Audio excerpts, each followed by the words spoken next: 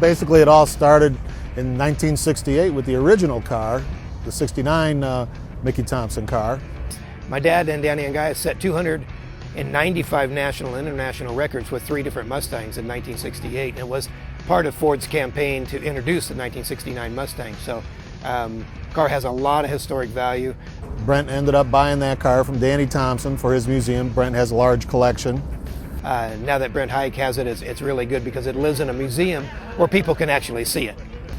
Brent's a old school guy. He came across Mickey Thompson's car that Danny owned. Told me about it after he got it. At the time I was working with Ford Racing and stuff on tour, and Ford had just developed their FR 500C road race car, which is a turnkey race car you buy out of the catalog. I thought it'd be kind of cool to get this FR 500, paint it the same color as the original Mickey Thompson car, like a tribute car, and let's go back to Bonneville. But the toughest thing was getting an FR 500C because those were going out to road race people. We were on the table for like 2, maybe 3 months waiting to get our hands on a car, you know, bucking the system, and lo and behold, out of nowhere, we got a car. I don't know how it happened.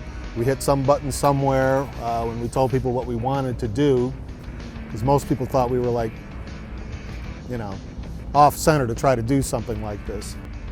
We kind of put together a game plan and a proposal, talked with some of the people up in Ford, told them what we wanted to do, and we got the car. We wanted to bring it in the 40th anniversary of what Danny Thompson's dad did in cc'S, do it here at 2008. I introduced Brent to Paul at SEMA. Said this is our go-to engine guy to build a mod motor to put in there. We decided we wanted to put a 5.4 GT500 Shelby basic engine in the thing because the car comes standard with a 302. We figured we'd have to have horsepower. That's when we created a nightmare for the engine builder and the tech guys, because we decided we wanted to go E85. We were able to get Danny to drive this car. There was no problem. You know, he's a race car driver. Oh, you got something for me to drive? He'll drive it. Stock wheelbase, you know, it's not all chop top or nothing like anything out here. In fact, I think we're the only person out here with mufflers.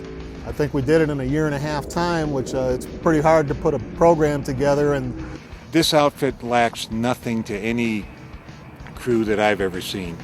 It's a road racing car, it's a NASCAR person, it's drag racers, it's everything at that point in time. But one thing transcends all of that. They're hardworking and they want to win. And I'll put them up against anybody, any place, anytime. Ford helped us with technical support, parts.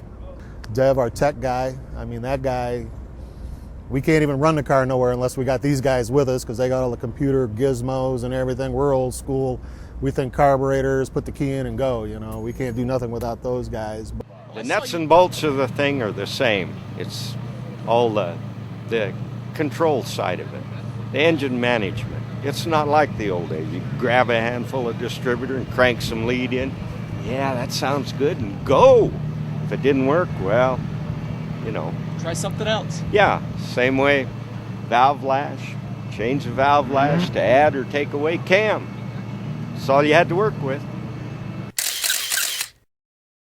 Oh, it's pretty bitchin'. It's this is going on the cover of Hot Rod's December 2008 issue, and in there we also have a big story on Mickey Thompson, a photo essay of who he was, why he was significant, and just what he meant to hot rodding. And it's nice to have all this come together, these two cars, his old Mustang that ran out here in 1968 and this new 2008 Mustang.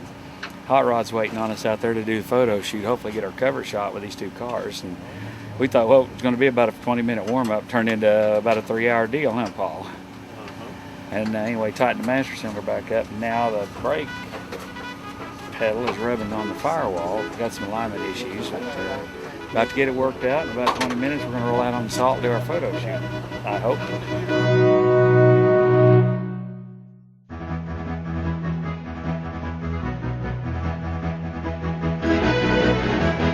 Okay, what we're trying to do here this evening is recreate this cover of Hot Rod magazine from right in this very spot, 1968, with Mickey Thompson and the original Mach 1 Mustang concept prototype cars.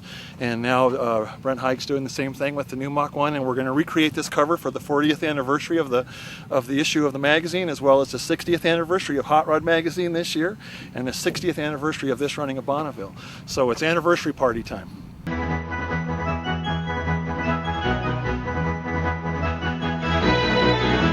Yeah, if you could just move the palm tree a little to the left.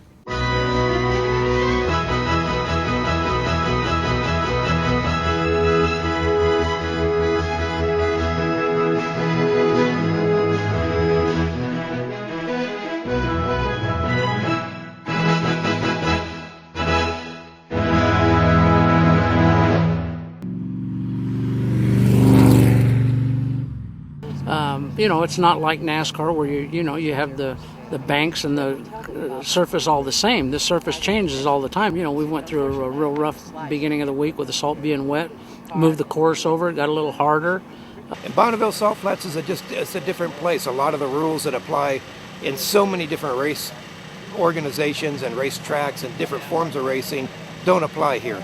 And a lot of the same rules or things that you go by are actually backwards. And so you kind of got to readapt and get used to that. And the problem being you can't just come into the pits and make a change and go back out. I mean, by the time you tow from the 7-mile mark back here and get everything ready to go, you know, you're 2-3 hours in between changes, and then you go up and you have a 2 or 3 hour wait up at the top because there's so many cars up here basically doing the same thing. And, you know, so it might take 5 or 6 hours to do a turnaround to get another run in. So that doesn't enable you to get a whole lot of runs. So you try at least to make all of your changes be effective, and more than likely they won't be. The car's brand new. It's never been out. The driver's never been in the car. Hell yeah, I'm happy. Hats off to you guys, because you did come up here with a stock bodied vehicle. Right. The motor's in the stock location. It's a production vehicle, and it was on E-85. And to run 254 miles an hour on it in a stock bodied car, that is awful fast. We've talked to a lot of guys since we've been here. A lot of them take 2 to 5 years to even get close. The first 3 years I was here, I never got to the other end. Then the 4th year I was here, I got down to the 7-mile mark. I was still on the gas, and the inspectors came over and were yelling and screaming at me, and they said, "Hey, you have to back off at the 5-mile mark. You can't run it all the way to the 7 and pull the chute." I said, I didn't know. I'd never been down there yet. So for us to get to the impound lot with a new car, new chassis, and a new crew, I'm more than pleased with. You know, for what we've accomplished this far in a week is huge, absolutely huge. So. We still have, you know, the E-85, still the fastest Mustang on the planet, so that's good. This is great. Just 68 all over again, only a lot faster. Yep, we're good. You let her idle.